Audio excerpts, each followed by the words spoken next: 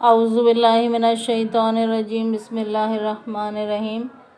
Hey guys, अस्सलाम वालेकुम। मैं सैयद अज़मा ज़ैदी आप तमाम व्यूवर्स को अपने चैनल स्पिरिचुअल हीलिंग में वेलकम करती हूँ।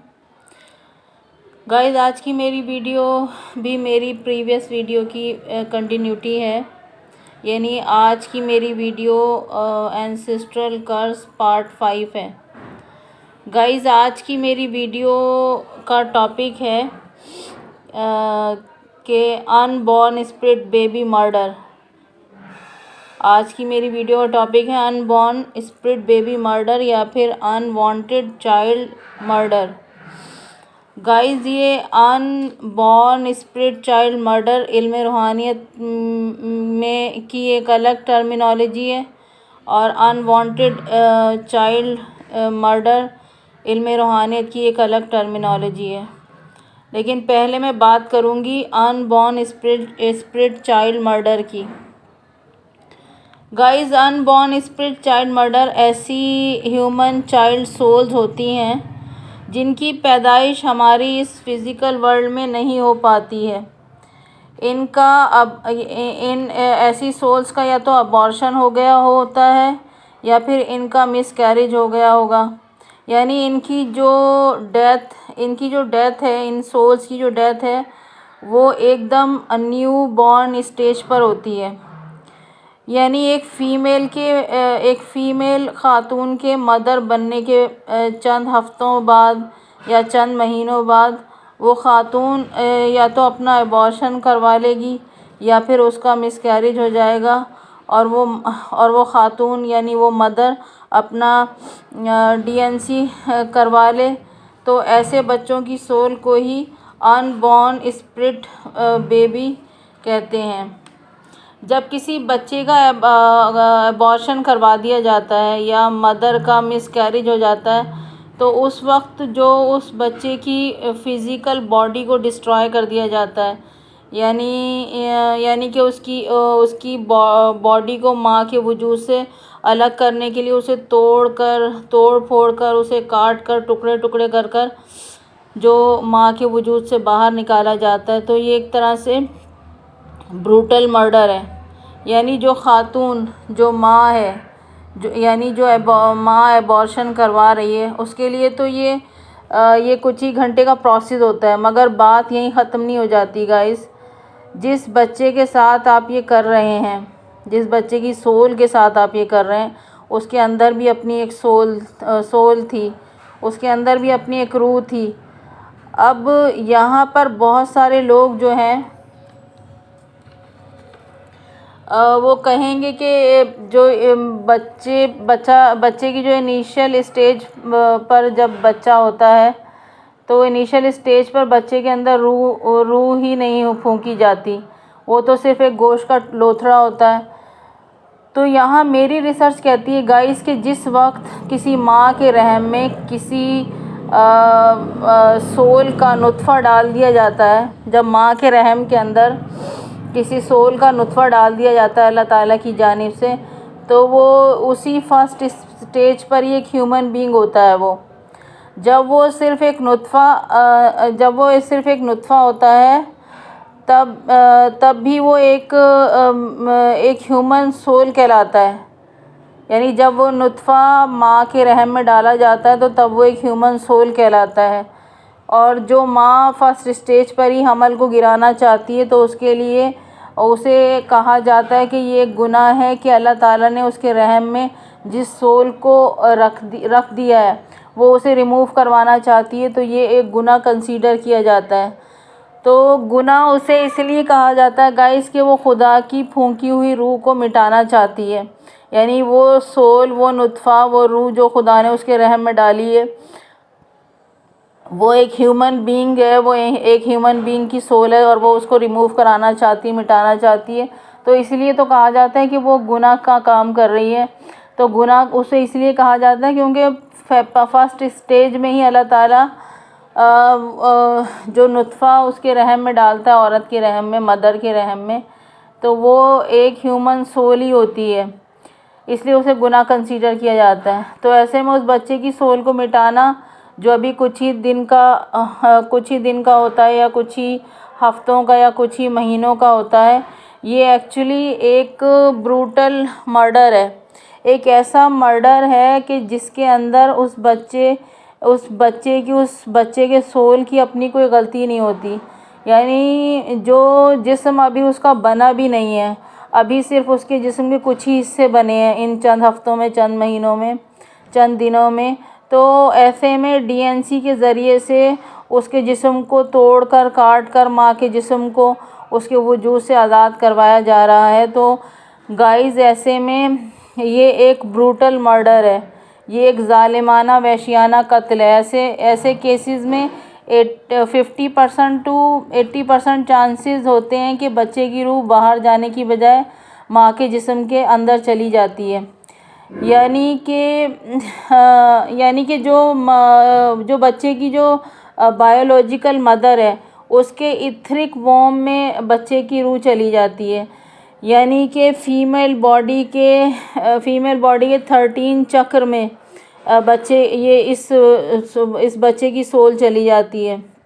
जो फीमेल बॉडी के जो 13 चक्र है, इथरिक वॉर्म जिसे कहते हैं, वहाँ बच्चे की सोल चली जाती है। और हमारी जो एस्ट्रल बॉडी है, उसके अंदर भी एक एस्ट्रल स्टमक होता है। तो ऐसे बच्चों की जो सोल होती है वो उस एस्ट्रल स्टमक यानी इथरिक वॉर्म में चली जाती है।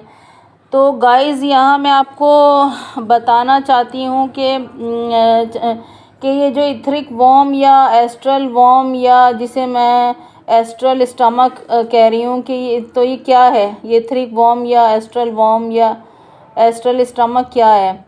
इसको ऐसे समझें गाइज़ आप कि हमारे पास सिर्फ हमारी ये फ़िज़िकल बॉडी नहीं होती।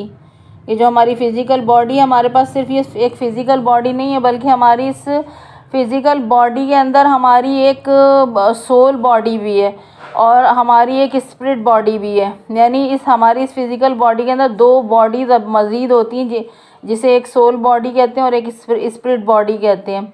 और इन दोनों सोल बॉडीज़ और स्पिरिट बॉडी के अंदर मज़ीद कई सब टाइटल बॉडीज़ भी मौजूद होती हैं। तो हमारी जो स्पिरिट बॉडी, जिसका कनेक्शन अल्लाह ताला के साथ जुड़ा हुआ होता है, हमारी स्पिरिट बॉडी के अंदर मज़ीद जो सब टाइटल बॉडीज़ होती हैं, उनमें से एक तो हमारी एस्ट्रल बॉडी होती है और एक हमारी इथरिक बॉडी होती है। तो इस एस्ट्रल बॉडी और इथरिक बॉडी में एस्ट्रल वॉर्म या इथरिक वॉर्म भी मौजूद होता है। और ये सिर्फ इथरिक वॉर्म जो है वो सिर्फ फीमेल बॉडी में होता है, मेल बॉडी में इथरिक वॉर्म नहीं होता। तो ये जो ऐसे जो बच्चे हैं जिनका एबॉर्शन करवा दिया जाता है, या जिन बच्चों का इस मिसकैरेज हो जाता है और वो बच्चे ज़ाया हो जाते हैं, तो ऐसे बच्चों की सोल जो है वो मदर और फादर के इथरिक एस्ट्रल बॉडी में चली जाती है, यानी एस्ट्रल स्टमक में चली जाती है। और वहाँ जाने के बाद वो वहाँ जाकर रुक जाती है, बल्कि अपनी जो बच्चे की जो बायोलॉजिकल मदर के जो इथरिक वॉर्म है, उसमें जाकर चिपक जाती, उसमें इथरिक वॉर्म में जाकर चिपक जाती है इस बच्चे की सोल। ये तब होता है कि जब किसी बच्चे को न्यू बॉर्न स्टेज में मार दिया जाता है। तो गाइज़, ये था अनबॉर्न स्पिरिट चाइल्ड मर्डर। अब चाहे ये मर्डर अबॉर्शन करवा कर किया जाए या फिर मिसकैरेज के ज़रिए ये मर्डर किया गया हो, तो दोनों सूरतों में हम इसे अनबॉर्न स्पिरिट चाइल्ड मर्डर कहेंगे। अब मैं बात करूंगी गाइस अनवांटेड चाइल्ड मर्डर की, कि अनवांटेड चाइल्ड गाइस एक ऐसा बच्चा होता है जो आपको चाहिए नहीं होता। यानी जिस बच्चे को पेरेंट्स नहीं चाहते और वो बच्चा हो जाता है। इट्स लाइक कि अगर कोई सिंगल मदर है और उसे अनवांटेड प्रेगनेंसी आ गई है, या कुछ पेरेंट्स ऐसे होते हैं कि जो बच्चे चाहते ही नहीं हैं, लेकिन ना चाहते हुए भी फीमेल प्रेग्नेंट हो गई। या कुछ पेरेंट्स ऐसे होते हैं कि वो बच्चे चाहते तो हैं मगर उस पर्टिकुलर टाइम पर वो बच्चे नहीं चाहते और उनके ना चाहते हुए प्रेगनेंसी आ गई, या कुछ ख़वातीन इसलिए बच्चे नहीं चाहती कि उनका कहना होता है कि मेरा बॉडी शेप या मेरा बॉडी फिगर ख़राब हो जाएगा, और ऐसे में ना चाहते हुए उन्हें उन ख़वातीन को वो ख़वातीन प्रेग्नेंट हो जाती हैं।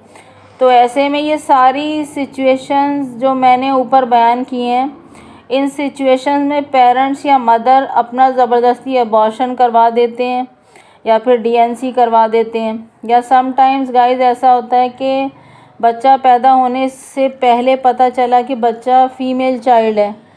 तो जिन लोगों को फ़ीमेल चाइल्ड नहीं चाहिए होता तो वो हमल गिरा देते हैं, या जब बच्चा पैदा हुआ और पता चला कि बेबी गर्ल है यानी फ़ीमेल चाइल्ड है या बच्चा नाजायज़ है, तो ऐसे में पेरेंट्स उसे ज़िंदा दफना देते हैं। जैसे कि हज़रत मोहम्मद मुस्तफ़ा सल्लल्लाहु अलैहि वसल्लम की विलादत से कबल अरबों में ये रिवाज था कि वो लड़कियों को पैदा होते ही ज़िंदा दफना दिया करते थे। या दूसरी सूरत में बच्चे को उठाकर कहीं छोड़ आते हैं, या कहीं रास्ते में, कहीं किसी जंगल में, कहीं वीराने में फेंक आते हैं, या कचरे के ढेर पर छोड़ आते हैं, या फिर दरिया में, समंदर में, नदी नालों में फेंक आते हैं, या फिर ज़िंदा दफना देते हैं। तो जब उस बच्चे के वालिदैन बच्चे को ज़िंदा कहीं फेंक आएँ या मार कर कहीं फेंक आएँ, या फिर जानवर उन्हें उन बच्चों को जानवर चीड़ फाड़ कर खा लें, तो जब उन बच्चों की पेनफुल डेथ होती है, तो उनकी ब्रूटल डेथ होती है, तो ऐसे बच्चों की रूहें इंतकामन यानी out of revenge, out of grief, ऐसे बच्चों की जो स्पिरिट है, ऐसे बच्चों की रूहें जो हैं वो स्पिरिट वर्ल्ड में जाने के बजाय अपनी बायोलॉजिकल मदर की एस्ट्रल बॉडी में चली जाती हैं, यानी अपनी बायोलॉजिकल मदर की एस्ट्रल इथरिक वॉर्म में चली जाती हैं ऐसे बच्चों की रूहें। और ऐसे बच्चों की रूहें अपनी माँ के इथरिक वॉर्म में चली जाती हैं, और ऐसे बच्चों की रूहें अपने पेरेंट्स को और उनकी इंटायर फैमिली को एक कर्ज की तरह चिपक जाती हैं। और ऐसे बच्चों की सोल इंतकामन यानी out of revenge, generation to generation, एक से दूसरी से तीसरी और तीसरी से चौथी जनरेशन में मुंतकिल होती रहती हैं, और एट अ टाइम फैमिली के तमाम अफराद की ज़िंदगियों को अफेक्ट करती हैं ये इन ऐसे बच्चों की सोल्स। और ऐसे बच्चों के पेरेंट्स पर और उनकी इंटायर फैमिली पर बहुत ही हैवी कर्ज आ जाता है। जब वो ये काम करते हैं, एबॉर्शन करवाते हैं या उनका मिसकैरेज हो जाता है, तो ऐसे बच्चों के जो पेरेंट्स होते हैं उन पर और उनकी इंटायर फैमिली मेंबर्स पर बहुत हैवी कर्ज आ जाता है, और ये एक बहुत बड़ा कार्मिक बर्डन एक तरह से उनकी सोल पर आ जाता है, उनकी गर्दनों पर आ जाता है।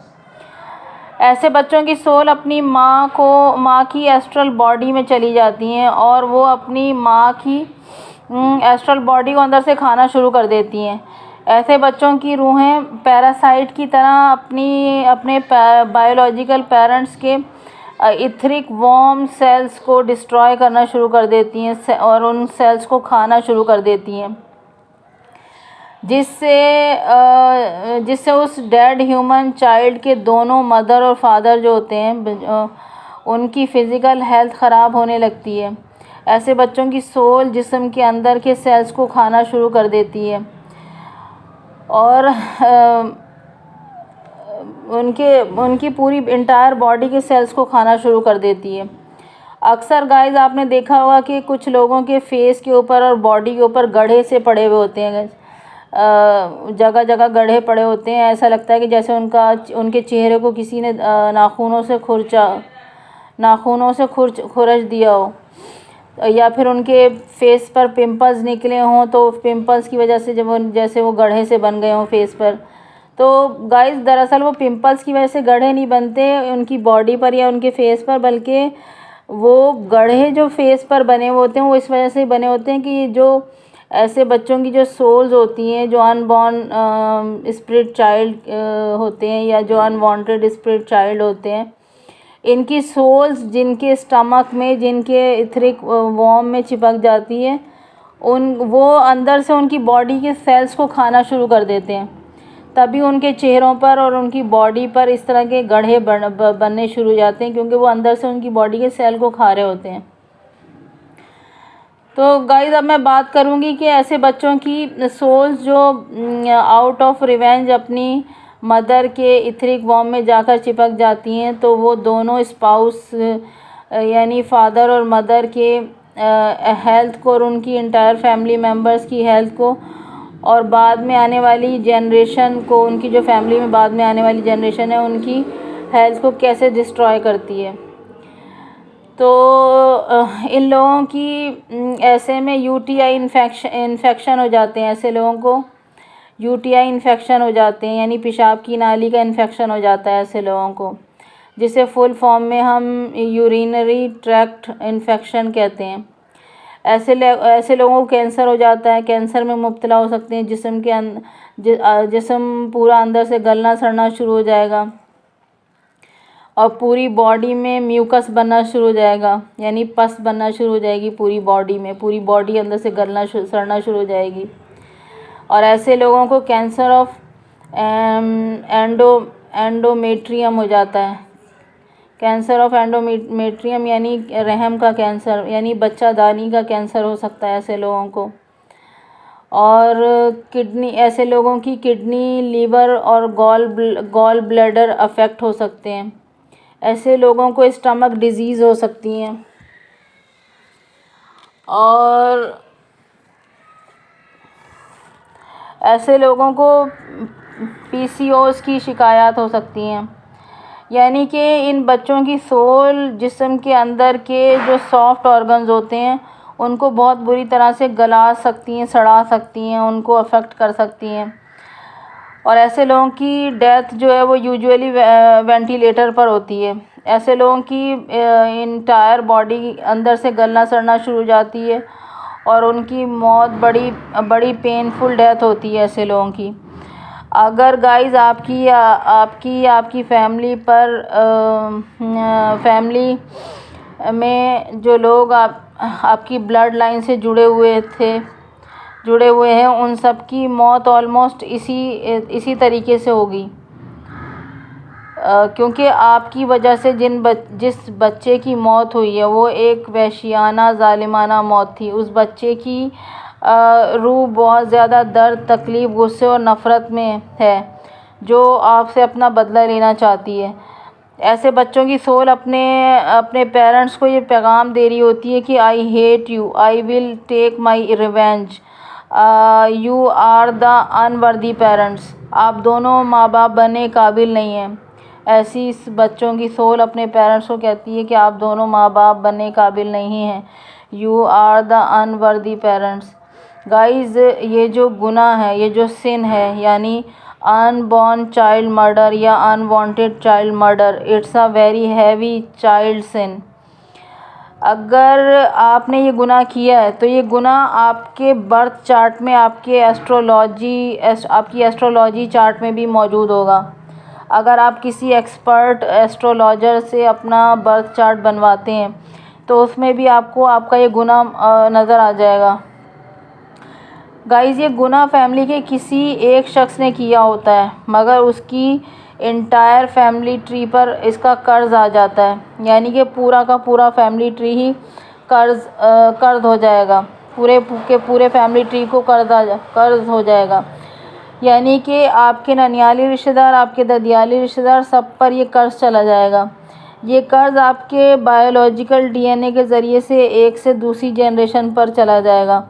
और जब ये कर्ज आपकी फैमिली पर आ जाएगा तो आपकी फैमिली में बीमारियां फैलना शुरू हो जाएंगी। डिफरेंट टाइप ऑफ डिज़ीज़ से पूरी फैमिली अफेक्ट होना शुरू हो जाएगी।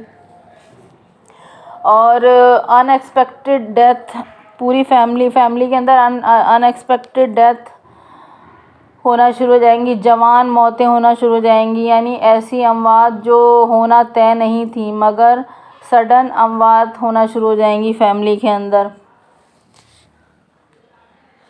और फैमिली के अफराद को मॉनेटरी लॉस होना शुरू हो जाएगा, पैसों का लॉस होना शुरू हो जाएगा। ख़ानदान में गुर्बत, अफलास, तंगदस्ती, उदासी, महरूमी डेरा डाल लेगी।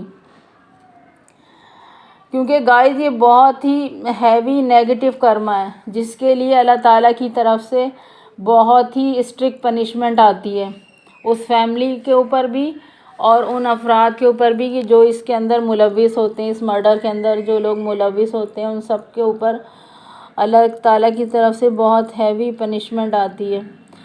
गाइस समटाइम्स ऐसा होता है कि ये जो अनबॉर्न स्पिरिट चाइल्ड है, ये जो अनवांटेड चाइल्ड स्पिरिट है, जो आपके डीएनए के ज़रिए से आपकी फैमिली लीनेज में चिपक गई है, इसको मारने में अगर आपका या आपके पार्टनर का हाथ नहीं है, बल्कि ये आपकी पास्ट जनरेशन की तरफ से, यानी आपके डेड एंसेस्टर्स की तरफ से आपके ऊपर ये कर्ज आ गया है। इट्स लाइक कि आपकी मदर ने या आपकी ग्रैंड मदर ने या आपकी ग्रेट ग्रैंड मदर ने ऐसे अबॉर्शन करवाए हों, या नाजायज़ बच्चा था तो उसे कहीं वीराने में फेंक दिया या ज़िंदा दफना दिया, या अगर बेबी गर्ल थी यानी लड़की पैदा हुई थी तो उसे किसी वीराने में कचरे के ढेर पर फेंक दिया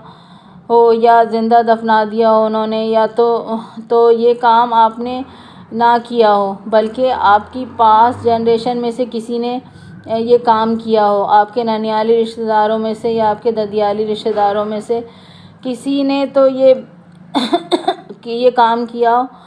तो गाइज़ ये जो स्पिरिट चाइल्ड है, इस स्पिरिट चाइल्ड की सोल एक से दूसरी जनरेशन पर आ जाती है।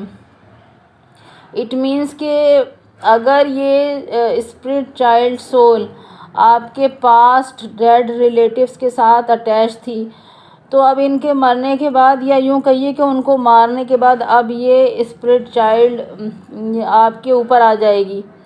क्योंकि ऐसे बच्चों की जो सोल होती है उनको निजात नहीं मिलती, ना तो उनकी सोल हमारी इस फिज़िकल प्लेन में रह सकती है और ना ही उनकी सोल एस्ट्रल प्लेन में जा सकती है, बल्कि आउट ऑफ रिवेंज और आउट ऑफ ग्रीफ ये ऐसे बच्चों की सोल नस्ल दर नस्ल, एक नस्ल से दूसरी नस्ल से तीसरी नस्ल में मुंतकिल होती रहती हैं।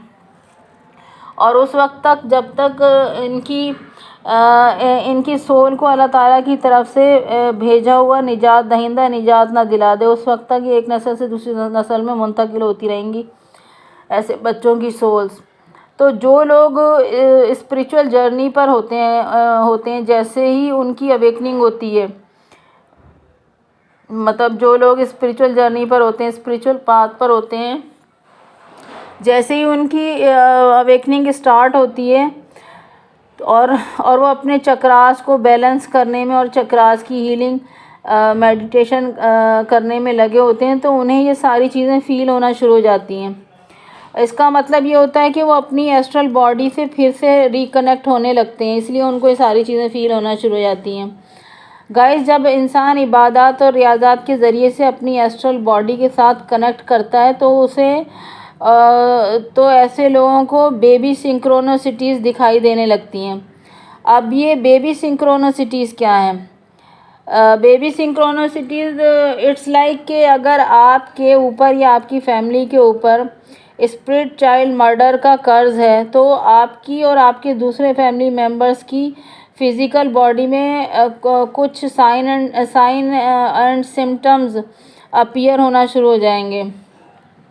अब चाहे आपकी या आपके फैमिली मेम्बर्स की अवेकनिंग हुई हो या अवेकनिंग ना हुई हो, या चाहे आप लड़के हों या लड़की हों, यानी दोनों जेंडर को ये सिम्टम्स महसूस हो सकते हैं। दोनों किस्म के जेंडर, मेल और फीमेल, ये बेबी सिंक्रोनोसिटीज़ के सिम्टम्स महसूस हो सकते हैं।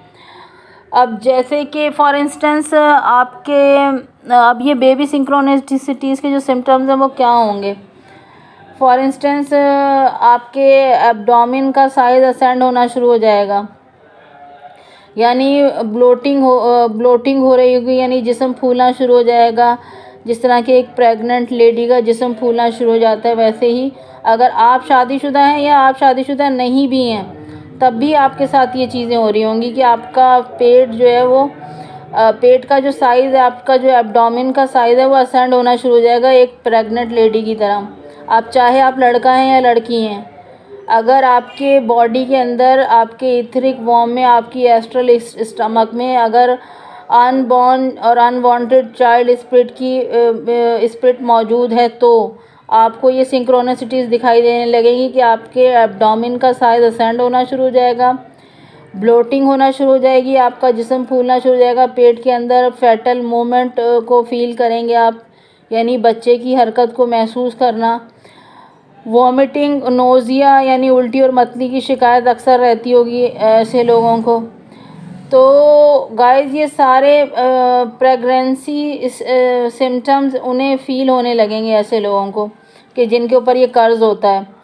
उनमें से बहुत सारे लोग तो ऐसे भी होंगे कि जिनका किसी के साथ जायज़ या नाजायज़ सेक्सुअल कनेक्शन भी नहीं होगा और ना ही उनका कोई डिवाइन पार्टनर होगा कि जिसके साथ उन्होंने एस्ट्रल प्लेन में एस्ट्रल सेक्स किया हो। फिर भी उन्हें ऐसी बेबी सिंक्रोनोसिटीज़ दिखाई दे रही होंगी, यानी pregnancy sign and symptoms feel हो रहे होंगे। उन्हें अपनी बॉडी में इस तरह के साइन एंड सिम्टम्स दिखाई दे रहे होंगे कि जिस तरह से एक प्रेग्नेंट लेडी को फील होते हैं।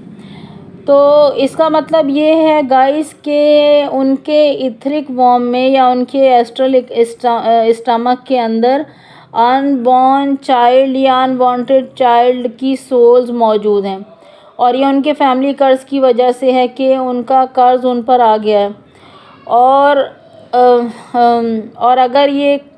अगर ये कर्ज आप पर भी आ गया है और आप भी इस तरह के साइन एंड सिम्टम्स को फील कर रहे हैं तो गाइस इस कर्ज को ब्रेक करने या इससे निजात हासिल करने के सिर्फ 2 ही तरीके हैं आपके पास।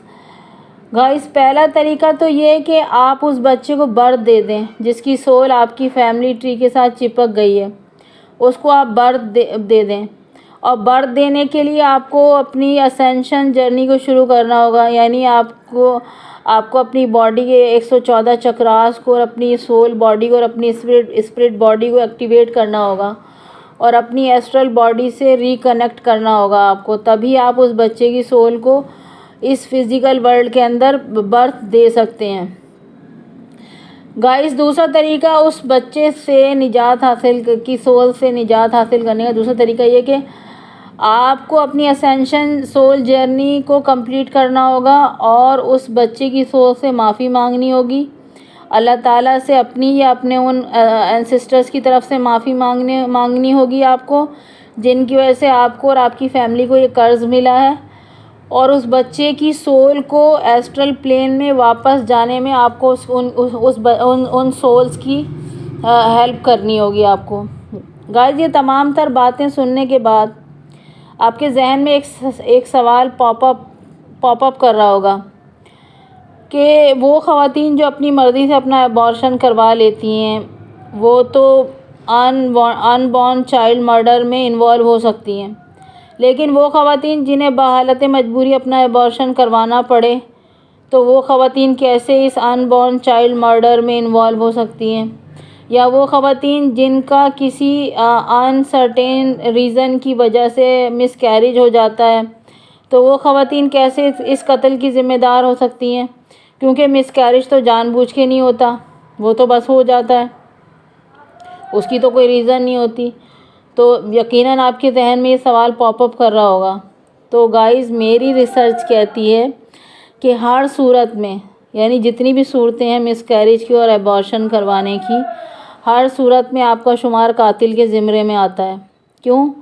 क्योंकि अगर आपकी सब टाइटल बॉडीज़ एक्टिवेट होती, अगर आपकी बॉडी के 114 चक्रास ओपन होते तो कभी भी मिसकैरेज या अबॉर्शन करवाने की नौबत ना आती।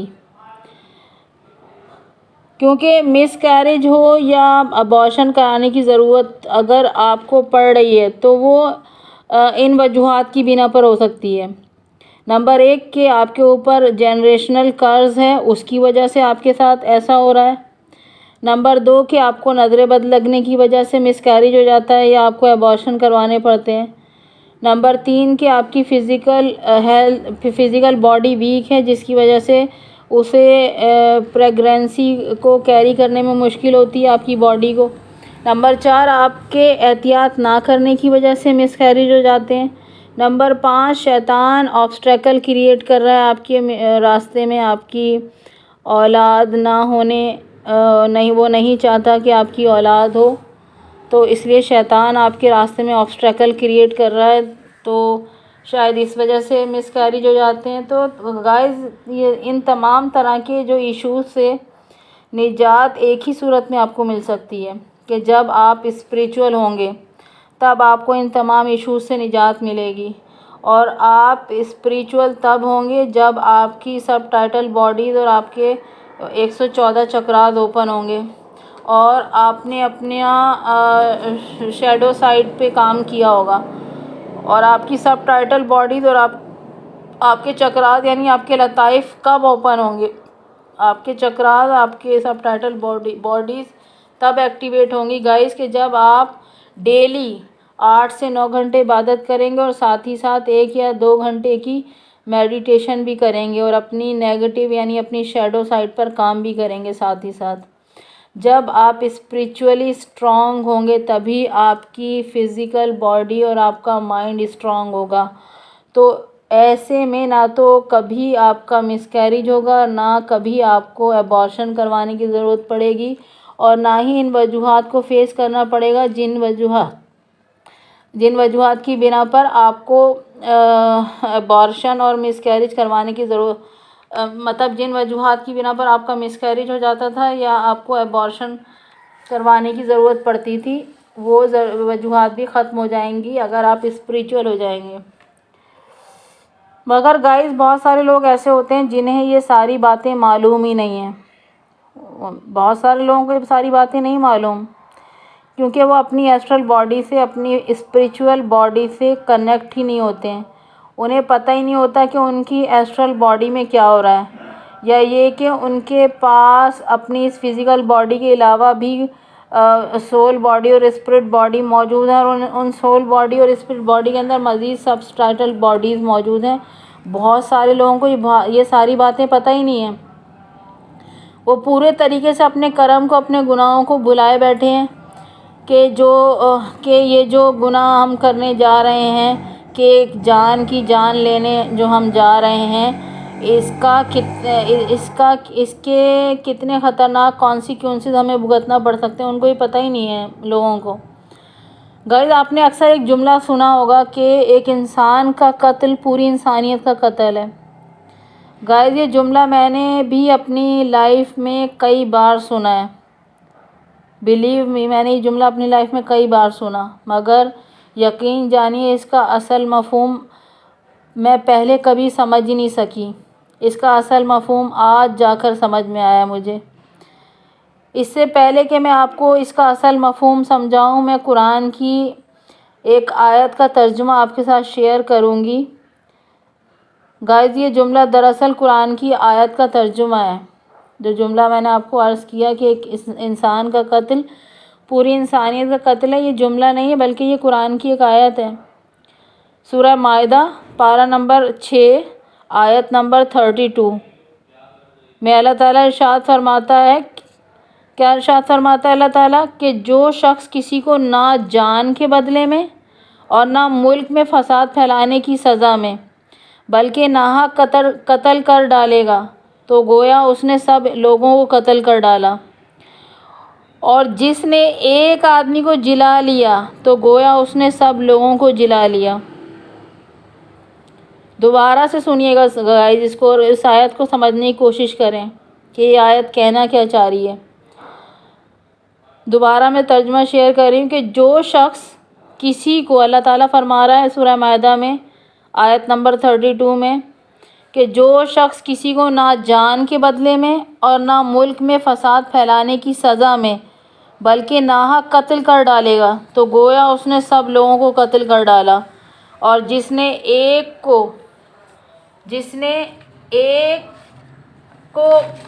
नाहक कत्ल कर डाला बल्कि नाहक कत्ल कर डाला तो गोया उसने सब लोगों को कत्ल कर डाला। और जिसने एक आदमी को जिला लिया तो गोया उसने सब लोगों को जिला लिया। तो गाइस, इस आयत में अल्लाह ताला ये जो फरमा रहा है कि जिसने किसी इंसान को नाहक कत्ल कर डाला तो गोया उसने सब इंसानों को कत्ल कर डाला। इससे मुराद यही जनरेशनल कर्ज है, इससे मुराद यही एंसेस्ट्रल कर्ज है, इससे मुराद यही फैमिली कर्ज है, इससे मुराद यही अनबॉर्न चाइल्ड मर्डर है, इससे मुराद यही अनवांटेड चाइल्ड मर्डर है। क्योंकि जब हम अपनी फैमिली के अफराद को अपनी ज़बान से, अपने हाथ से, अपने रवैयों से हर्ट करते हैं या अपनी फैमिली के बाहर के लोगों को हर्ट करते हैं और हमारे हर्ट करने की वजह से उन्हें जिस पेन से गुज़रना पड़ता है उसका वो पेन हमारे लिए और हमारी नस्लों के लिए कर्ज़ बन जाता है जो हमारी नस्लों का पीछा नहीं छोड़ता। और ये कर्ज़ नस्ल दर नस्ल नस्लों को तबाह और बर्बाद कर देता है।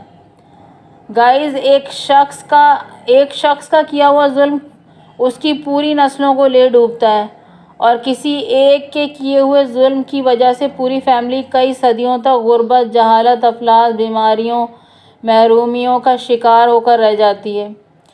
और ये सिलसिला उस वक्त तक जारी रहता है जब तक कि अल्लाह ताला उस ख़ानदान में किसी डिवाइन सोल को पैदा ना कर दे जो उस कर्ज़ को तोड़ने का काम करे, जो उस कर्ज़ को रिमूव करने का काम करे। तो गाइस, पता चला कि अल्लाह ताला ये जो बात कर रहा है कि एक इंसान का कत्ल पूरी इंसानियत का कत्ल है, तो गोया ये बात एंसेस्ट्रल कर्ज़ के लिए ही कही जा रही है जिसमें गुनाह फैमिली का एक फ़र्द करता है मगर सज़ा नस्लें भुगतती हैं। फिर अल्लाह ताला ये जो बात कर रहा है कि जिसने एक इंसान को जिलाया यानी ज़िंदा किया तो गोया उसने पूरी इंसानियत को जिलाया यानी ज़िंदा किया। तो ये अल्लाह ताला कर्ज़ से अफेक्ट फैमिली के उस डिवाइन सोल के लिए कह रहा है जिस सोल को अल्लाह ताला ने उस फैमिली में इसलिए पैदा किया है कि वो पहले अपनी अवेकनिंग को एक्सेप्ट करे, फिर अपनी सबटाइटल बॉडीज़ को और अपने चक्रास को यानी अपने लताइफ को एक्टिवेट करे और फिर अपनी फैमिली के उस जनरेशनल कर्ज़ को फैमिली के डीएनए से हमेशा हमेशा के लिए रिमूव कर दे कि जिस कर्ज़ की वजह से फैमिली सफ़र कर रही है। और उस डीएनए क्लिनजिंग के ज़रिए से वो डिवाइन सोल ना सिर्फ उस फैमिली के ज़िंदा अफराद को उस फैमिली कर्ज़ से निजात दिलाता है बल्कि क़यामत तक आने वाली नस्लों को भी डीएनए क्लिनजिंग के ज़रिए से निजात दिलाता है। और जो जनरेशन दुनिया से जा चुकी हैं, इस ख़ानदान की जो जनरेशन्स दुनिया से जा चुकी हैं यानी उनकी डेथ हो चुकी है, उन्हें भी ये डिवाइन सोल, इस फैमिली का डिवाइन सोल, इस फैमिली का निजात दहिंदा उन्हें भी डीएनए क्लिनजिंग के ज़रिए से इस फैमिली कर्ज़ से निजात दिलाता है। तो गाइज़, अब आज जाकर मुझे इस आयत का सही मफ़हूम समझ आया है कि ये आयत दरअसल जनरेशनल कर्ज़ के बारे में कही जा रही है कि एक जनरेशनल कर्ज़ किस तरह एक इंसान के गुनाह की वजह से पूरी फैमिली पर आता है और किस तरह नस्लों को तबाह बर्बाद कर देता है और फिर किस तरह उस फैमिली का एक निजात दहिंदा अपने कर्मों की बदौलत, अपने नेक अमाल की बदौलत उस पूरी फैमिली को इस कर्ज़ से निजात दिलाता है, मरने वालों को भी, ज़िंदा को भी और नए पैदा होने वालों को भी निजात दिलाता है। लेकिन अगर इस आयत का दूसरा मफ़हूम आप ले रहे हैं यानी जिस मफ़हूम से मुराद है फ़िज़िकल मर्डर, यानी अगर आप इस आयत का दूसरा मफ़हूम ले रहे हैं और दूसरा मफ़हूम से मुराद है फ़िज़िकल मर्डर कि किसी का फ़िज़िकल मर्डर कर दिया जाए, किसी को कत्ल कर दिया जाए, यानी एक शख्स ने किसी एक दूसरे शख्स का मर्डर कर दिया तो उससे तो सिर्फ़ और सिर्फ कुछ वक्त के लिए एक ही फैमिली अफेक्ट होगी, मरने वाले की फ़ैमिली भी और मारने वाले की फ़ैमिली भी। मरने वाले की फ़ैमिली इसलिए मुतासिर होगी थोड़े से टाइम के लिए क्योंकि जो शख्स मर गया उसके घर वालों का इमोशनल अटैचमेंट होगी, उससे घर वालों की उससे तो उनको वो लोग थोड़ा टाइम सफ़र करेंगे उसके मरने की वजह से, या फिर वो अपनी फैमिली को फाइनेंशियल सपोर्ट करता होगा तो इस वजह से वो फैमिली उसके मरने के बाद फाइनेंशियली सफ़र करेगी। तो इस वजह से मरने वाले की फैमिली इसलिए सफ़र करेगी, लेकिन वो थोड़ा टाइम के लिए करेगी, उसके बाद वो लोग अपने पैरों पर खुद ही खड़े हो जाएंगे, तो फिर आगे वो तरक्की करने लगेंगे। इसी तरीके से मारने वाले की फैमिली भी कुछ वक्त के लिए उसके जेल जाने की वजह से या उसकी सज़ा काटने की वजह से अफेक्ट होगी, बाद में वक्त गुजरने के बाद उन्हें भी सब्र आ जाएगा और वो लोग भी संभल जाएंगे। तो गाइस पता चला कि जो फिज़िकल मर्डर है वो थोड़े टाइम के लिए किसी फैमिली को अफेक्ट कर रहा है और सिर्फ एक ही फैमिली को अफेक्ट कर रहा है, उससे जनरेशन उससे नस्लें अफेक्ट नहीं हो रही हैं, कई जनरेशन अफेक्ट नहीं हो रही उस मर्डर से जो फिज़िकल मर्डर हो रहा है। लेकिन ये जो जनरेशनल कर्ज है, ये जो एंसेस्ट्रल कर्ज है, ये जो फैमिली कर्ज है, ये जो अनबॉर्न बेबी चाइल्ड मर्डर का कर्ज है, ये जो अनवांटेड चाइल्ड मर्डर का कर्ज है, ये ऐसे कर्ज हैं जो कई नस्लों को मुतासिर कर रहे हैं, जो कई नस्लों को तबाह और बर्बाद कर रहे हैं, और उस वक्त तक तबाह और बर्बाद करते रहेंगे हर नस्ल को, कई नस्लों को उस फैमिली के, कि जब तक उस फैमिली में अल्लाह ताला कोई किसी निजात दहिंदा को पैदा नहीं कर देगा, किसी डिवाइन सोल को पैदा नहीं कर देगा, किसी ट्विन फ्लेम अवेकन सोल को पैदा नहीं कर देगा जब तक अल्लाह ताला, उस वक्त तक उस वक्त तक उस फैमिली का एंटायर फैमिली ट्री अफेक्ट होता रहेगा। तो इसलिए जनरेशनल कर्ज के लिए जुमला कहा गया, ये आयत नाजिल की गई है कि एक शख्स का कत्ल पूरी इंसानियत का कत्ल है, और एक शख्स की जान बचा लेना गोया पूरी इंसानियत की जान बचा लेना है। तो इसलिए गाइस इस आयत का मफहूम इस बात पर तो सादिक नहीं आता, फ़िज़िकल मर्डर वाली बात पर तो सादिक नहीं आता, मगर इस आयत का मफहूम एंसेस्ट्रल कर्ज वाली बात पर पूरा सादिक आता है। Guys I hope you people got it very clearly. फ़िलहाल के लिए गाइस इतना ही, मिलते हैं मेरी अगली वीडियो में, तब तक के लिए फ़ी अमान अल्लाह।